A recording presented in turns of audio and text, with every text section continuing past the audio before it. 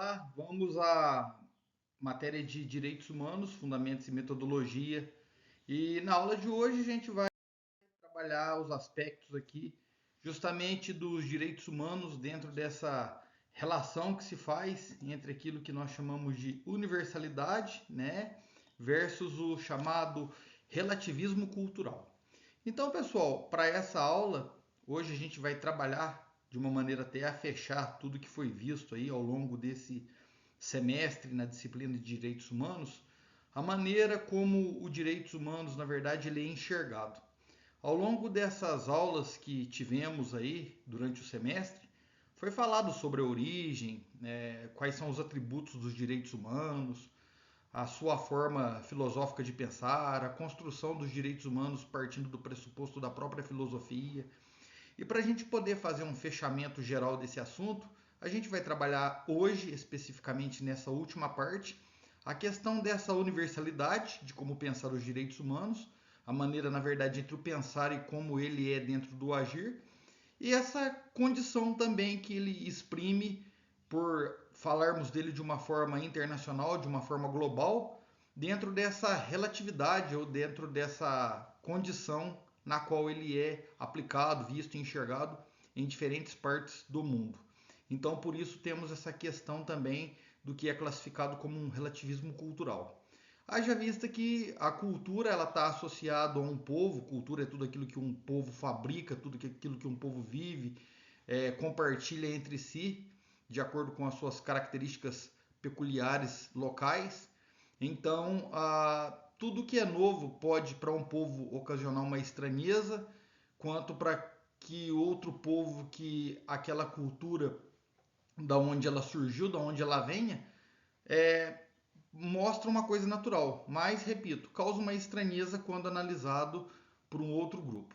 Então, dentro disso, temos várias maneiras de entender essa questão do relativismo cultural, mas é sempre bom frisar e deixar salientado que o respeito, a tolerância, não é apenas a questão religiosa, não é apenas a questão de povos, é uma questão geral. A tolerância ela é uma base para que a gente tenha uma convivência harmônica entre povos e um respeito, de maneira que as sociedades, mundialmente falando, elas consigam então manter um respeito e dessa maneira o mundo viver harmoniosamente.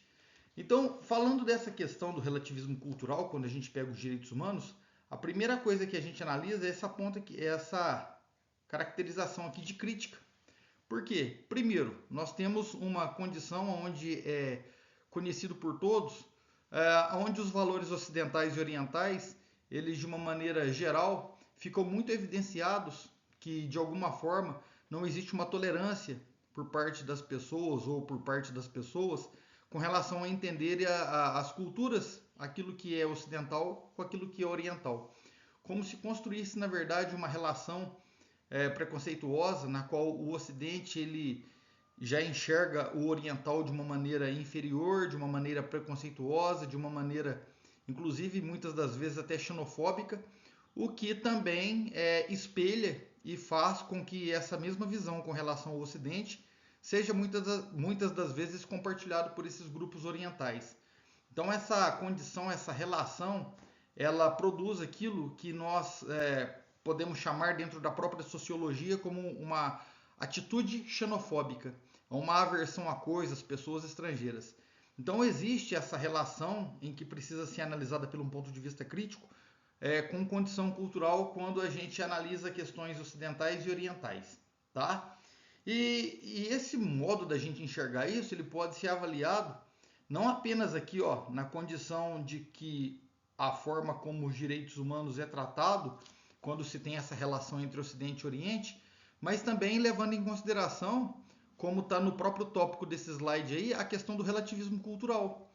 Haja vista que a gente entende que por serem culturas diferentes, a maneira como se estabelece a condição da aplicação dos direitos humanos vai ser muito associado e atrelado principalmente a esse quesito aqui, ó, leis. Porque as normas e as regras que são organizadas e criadas pelo Estado têm como função primordial a organização daquela nação, a organização daquele local. Então, como as leis elas são muito particulares e essas leis elas são construídas também em cima de questões culturais, de pontos de vistas, e isso cria uma condição incoerente, na verdade, de fazer uma análise quando se pensa os direitos humanos aqui, quando se pensa os direitos humanos lá. Então, essa condição de tratamento que existe. Se a gente pega, por exemplo, países orientais, tá? Países mais especificamente da Ásia, como a Coreia do Norte, nós vamos perceber que na Coreia do Norte temos um governo totalitário, onde ele concentra todos os poderes em suas mãos e, baseando nos princípios daquilo que conhecemos como os direitos humanos, países como a Coreia do Norte não vai fazer jus a essas condições, não serão signatários de muitos acordos. Então, as leis que existem associadas a essas questões culturais acabam sendo diferentes, e isso torna o tratamento a essa questão bem diferente do que a gente conhece, por exemplo, aqui no Brasil, tá? Então, essa condição, ela traz para a gente, mais uma vez, essa ideia de relativismo. Por quê? Porque é muito relativo a maneira como vai ser enxergada essa questão. E isso vai gerar discussão, claro que no bom sentido, né, na condição do debate, para que se entenda esses valores.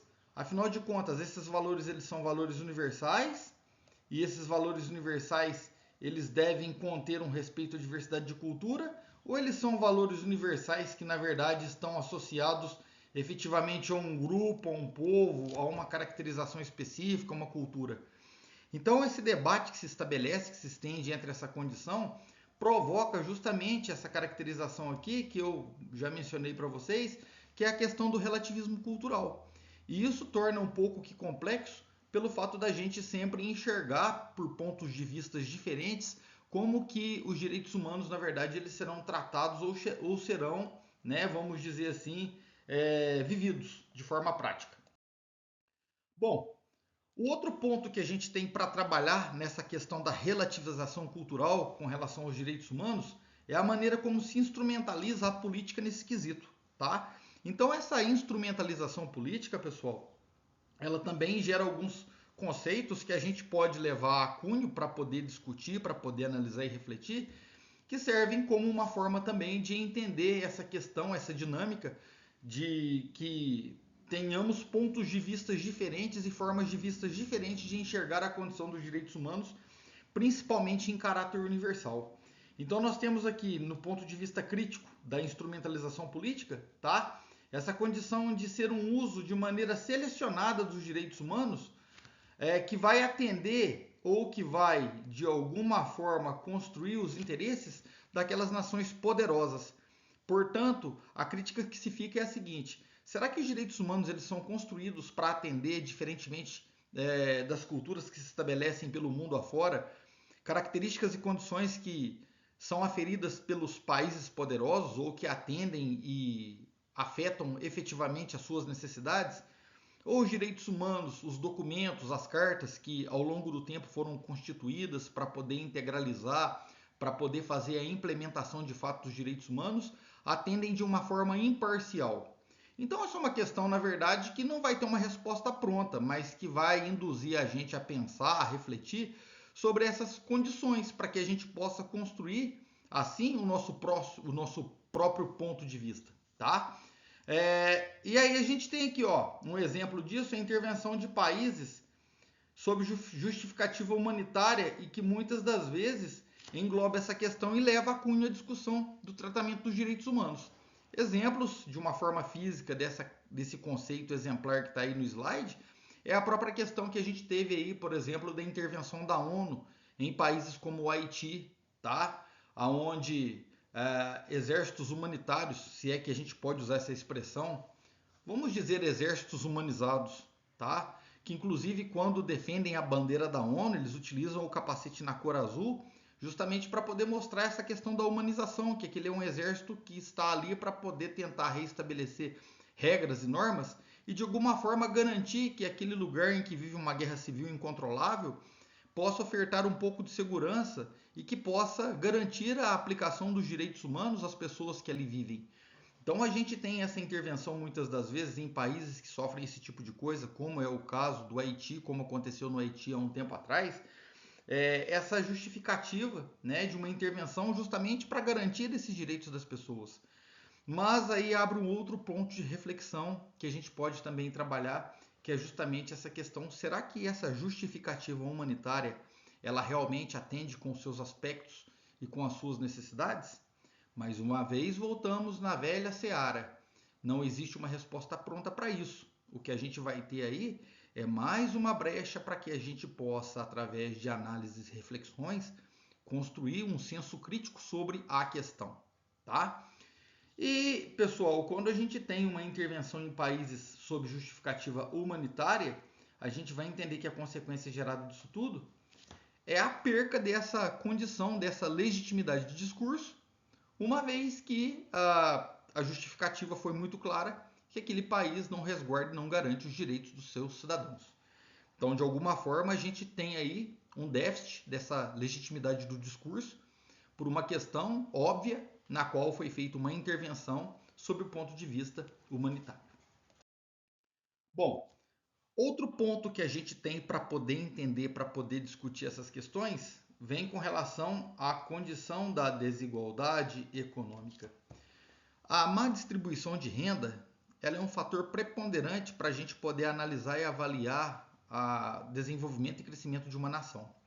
Mas quando a gente fala em comparação nações e leva a cabo a questão da desigualdade econômica, nós vamos ter então uma classificação aí e até mesmo uma forma da gente entender países mais ricos e desenvolvidos quando comparado com países pobres e subdesenvolvidos, tá? Os fatores e até mesmo a forma de vida dessas pessoas.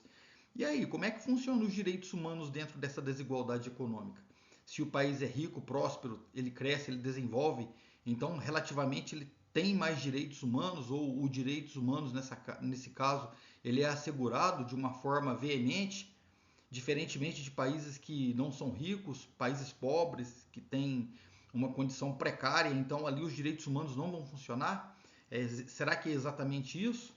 Bom, se a gente observar informações, notícias que acontecem ao redor do mundo, principalmente no que tange a conflitos de guerras civis, muitas das vezes pode indicar para a gente justamente uma resposta aí no sentido do sim, né? Que aqueles países que possuem uma economia mais precária, um país subdesenvolvido, parece que os direitos humanos ali não serão aplicados pelo fato de que o governo, muitas das vezes, por um poder até mesmo autoritário, não vai levar isso em consideração. Via de regra, a gente tem que abrir exceção para poder também entender que a condição dos direitos civis e políticos eles são priorizados em detrimento dos direitos sociais e econômicos. Então, se formos pela via prática, essa condição de desigualdade econômica não pode ser fator relevante nem preponderante para poder falar ou para poder justificar a existência ou não dos direitos humanos, tá? E aí, o que a gente pode também entender disso daí é que em sistemas de governo totalitário, condições como a liberdade de expressão, elas não vão existir, uma vez que esses governos eles precarizam qualquer condição nesse aspecto para poder justamente evitar críticas, para que não se construa um ponto de vista negativo com relação a ele. Diferentemente de Estado democrático de direito, como é o Brasil, onde esse princípio iluminista é garantido inclusive por lei. A condição do nosso pensamento, tá? De exprimir, na verdade, o nosso pensamento. Fato esse que eu já mencionei com vocês, inclusive na aula anterior. E a gente tem aqui a liberdade de expressão versus alguns direitos que são considerados direitos fundamentais. E esses direitos fundamentais, eles também vão em relação à questão daquele relativismo cultural. Por quê? Porque alguns países, como podemos citar o Brasil, moradia, saúde e educação, são princípios constitucionais e que devem ser responsabilidade do Estado a ofertar ao seu povo. Então, no caso do Brasil, o Estado ele tem que contribuir para que a pessoa tenha, para que garanta, na verdade, a pessoa a moradia, a saúde, a educação, só que na prática muitas das vezes isso não acontece. E como eu digo para vocês que isso é cultural e tem a questão com esse relativismo cultural, alguns países como os Estados Unidos, o Estado ele organiza, mas ele não assume esse papel de uma maneira integral da responsabilidade, porque ele já incentiva uma outra coisa, que o cidadão ele deva ter uma carga tributária menor, um ganho maior, para que ele possa justamente correr atrás dessa condição e dessa forma o Estado ele não fique gigantesco e nem se torne o grande mentor e provedor dessas condições fundamentais para uma nação, tá? E aí, pessoal, para a gente poder finalizar, na questão da desigualdade global, ou seja, pensando no mundo, nós temos aí a condição de entender que ele é um grande problema para que realmente os direitos humanos eles sejam aplicados de forma prática, tá? Então, para a gente poder fechar o conteúdo estudado aí ao longo desse semestre, é importante sempre a gente entender aquilo que eu disse lá na primeira aula, quando eu fiz a introdução a essa disciplina, a essa ciência. Os direitos humanos, eles não são constituídos para defender bandido, eles não são constituídos para defender rico, nem para defender pobre. Os direitos humanos, ele foi constituído ao longo do tempo, levando em consideração cartas, documentos assinados por vários países, por instituições, organizações criadas ao longo do tempo, como a ONU em 1945, aonde sempre a base fundamental é aquela questão, tá? Aonde o que é, na verdade, função dos direitos humanos é defender os direitos do ser humano. A maneira, muitas das vezes, como isso acontece, nos leva a ficar indignado quando acontecem certos tipos de coisa e que aí os direitos humanos ele interfere e nós, como seres humanos, afetados por nossas emoções, no calor daquela condição, associado muitas das vezes a crimes bárbaros, temos uma repulsa com relação aos direitos humanos. Mas isso é uma condição que a gente tem que pensar de maneira fria e calculista, tá? De maneira geral, é isso. Os direitos humanos têm como fundamental importância defender os direitos do homem e do cidadão, tá? Então, o gênero humano, seja homem, seja mulher, o gênero humano é o pilar fundamental. E assim a gente entende que a importância dos direitos humanos está justamente para poder garantir essas condições e ofertar ao homem, tá, através de princípios legais, a condição basicamente fundamental que a gente conhece, que é o direito à vida, o primeiro princípio. Bom, gente, com isso então nós encerramos toda a parte teórica dessa disciplina de direitos humanos, tá bom? Na próxima aula que seguir para vocês, já vai seguir aí uma atividade, um estudo dirigido, na verdade, para que vocês possam responder e, com isso, contribuir para que o conteúdo fique fixado e que vocês, então, finalizem a complementação desse estudo referente ao semestre, tá? Com a realização dessas atividades. Então é isso, muito obrigado e até a próxima.